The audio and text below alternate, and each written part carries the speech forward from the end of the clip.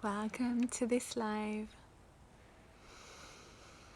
It's so beautiful out there, and I wanted to have like a more natural setup. And I was just about to have my dinner. I was sitting here on my own.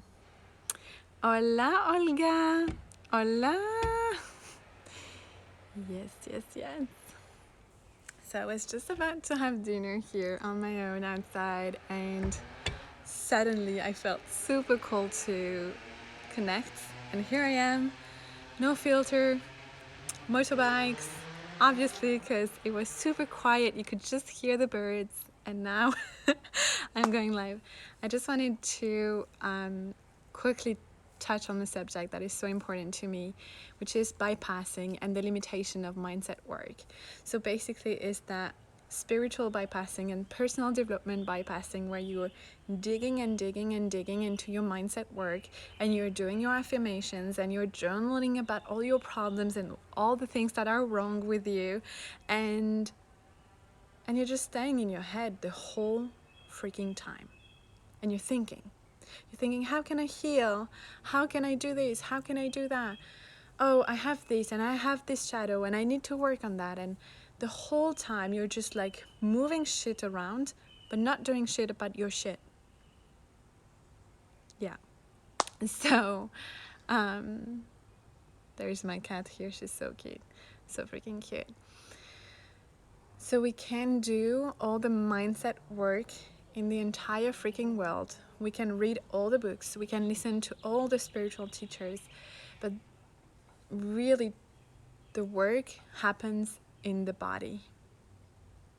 At some point, you have to sit down with what is here, what is real, what is held in your body, right? So your traumas, your pain, your joy, your bliss, and how many times we actually spend numbing ourselves, going away, not feeling our feelings, because it's painful, because it's uncomfortable, because we don't want to feel them. So we avoid, we numb.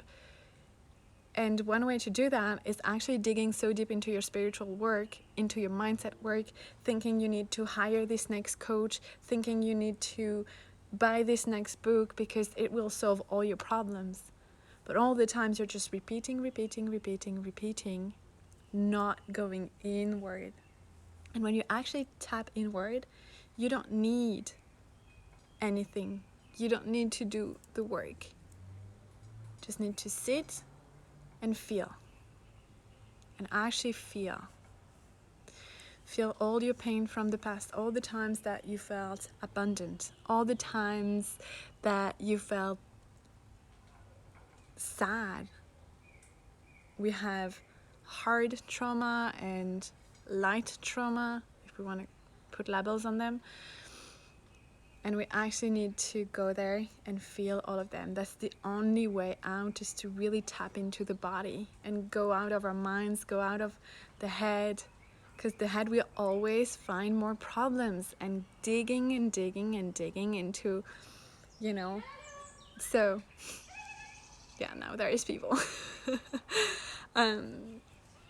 So it's really about how deep can I feel what's alive and what's present within me in each and every moment of my life.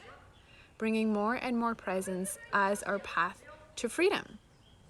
Why are those people screaming after their dogs?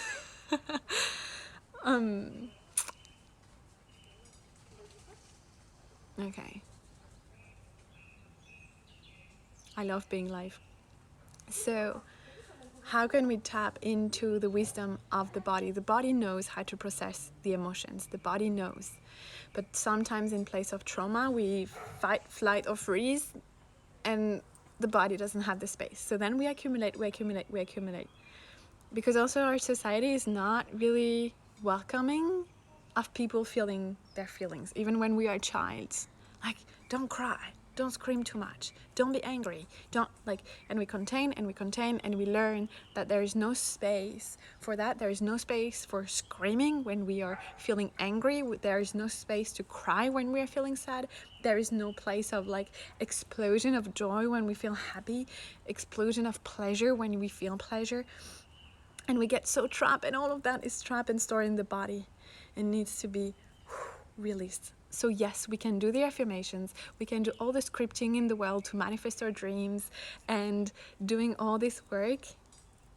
That's great. That's actually what I teach also. That's what I do with my clients. That's what I've done myself. I do that part, but this is for the mind. The mind needs that. We need to reframe those limiting beliefs, but the limiting beliefs happens first in the body. Not everyone will tell you that. Everyone is like, oh, it's all start with a thought. So you need to change your thought and the way you see the world first. I personally don't believe that. I believe it's first the body. The body feels it. And I teach also a lot about sovereignty and intuition. And the intuition is found in the body. In the body. You can feel in your guts. You can feel your yoni power. The wisdom of creation, the wisdom of your body. You can feel in your heart. Is it my path? Is it a yes? Is it a no? The body always know. The body always have a vibe first. And it's how much presence we can bring to that feeling in the body, whether it's pleasurable or not. Some people, they believe that we avoid only the uncomfortable feelings. It's not true. I spent my whole life avoiding joy as well, because I was like, can my body bear it? Like, can I actually hold that in my body? As much as pain and grief and loss and sorrow and anger, I felt like my body couldn't hold it. And actually my body was holding a lot, stored in different places. So get out there in nature and scream. Scream your anger out. Move it. Just like animals, they shake. They shake after a battle. A battle. I'm getting so dramatic. After a fucking battle, they shake. After they're afraid or they experience a trauma, they shake it out. So we need to do the same. We need to shake it out. We need to liberate it and truly feel it. So yes, keep doing your mindset work and work with your body. And I'll also add, because I do that myself, that's what I do in the Awakened Goddess mentorship, for example, where I cannot just have like a mindset program. Because yes, you're going to transform a lot. Your life is definitely going to change if you work on your mindset. I'm not saying anything against that.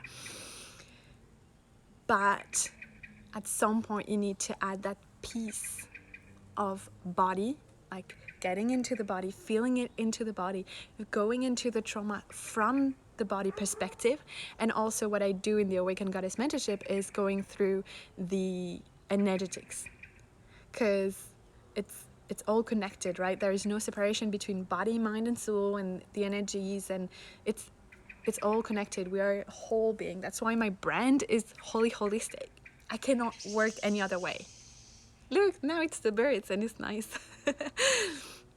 But yeah, basically that's all I wanted to share today.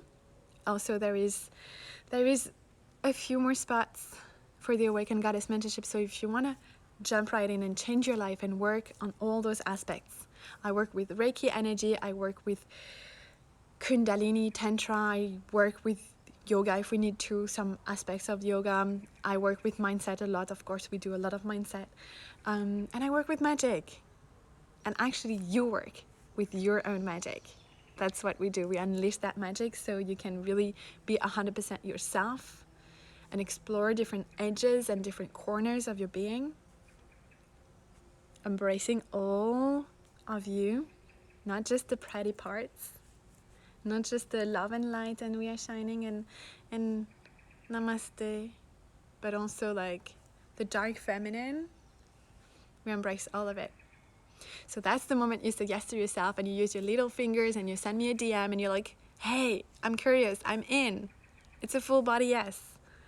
Or I want to know more. Can you tell me more? And we will connect and we'll see if we are a good fit for one another. I wish you a beautiful rest of your day. Sending you so much love, and I'm gonna finally have my dinner.